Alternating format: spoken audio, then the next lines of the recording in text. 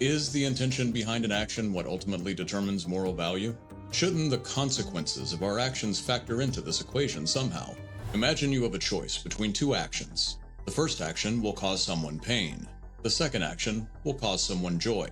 Intuitively, it seems like we have something like a moral obligation to choose the second action. If you have the choice of a world with greater pain or greater joy, the choice seems obvious. John Stuart Mill's version of ethical utilitarianism is based on this intuition. Mill calls it the greatest happiness principle. If, by performing some action, you increase the total quantity of pleasure in the universe, or decrease the total quantity of pain, then you have acted morally. There is something intuitively appealing about this reasoning, but it also suggests immediate problems. For example, temporary pleasure seems available from gambling, impulse buying, and various other inadvisable strategies. Mill has an answer. There are higher and lower pleasures. Lower pleasures are animal in nature, pleasures of the body alone. The higher pleasures are the uniquely human pleasures of the mind, and one can distinguish between the two sorts of pleasures only to the degree that one has experience with them. Those who have experienced both the higher and the lower pleasures, Mill claims, prefer the higher pleasures. We can assume that he didn't perform a thorough survey here. Mill's concern isn't with individual pleasures. He's concerned with the greatest possible happiness. Think of a world overflowing with happiness, a world with the least possible pain.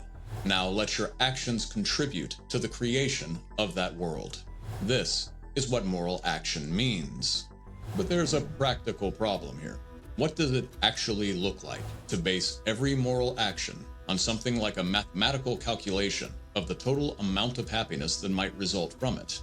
Can moral values really be added up and quantified like this? Should they come with receipts?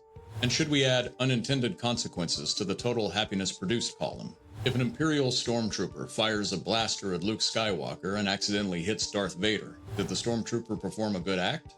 As Louis P. Pojman notes, these sorts of criticisms only seem compelling when we think of utilitarianism in terms of individual acts, a version known as Act Utilitarianism.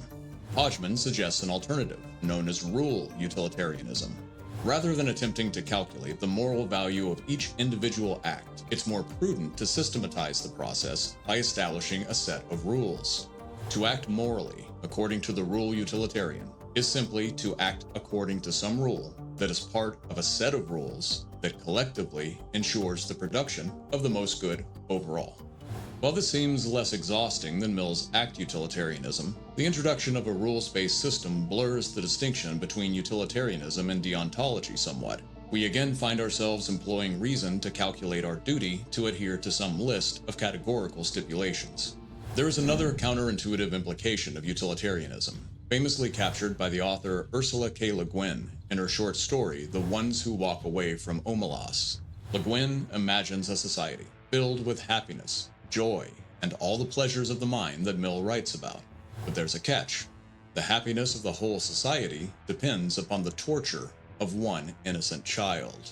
By the utilitarian calculus, it's clear that the overall happiness of the society outweighs the pain of a single child. So Omelas, in strictly utilitarian terms, is a moral society. But we recoil at this conclusion. Its wrongness is visceral. That isn't what we mean by morality. So then, what do we mean?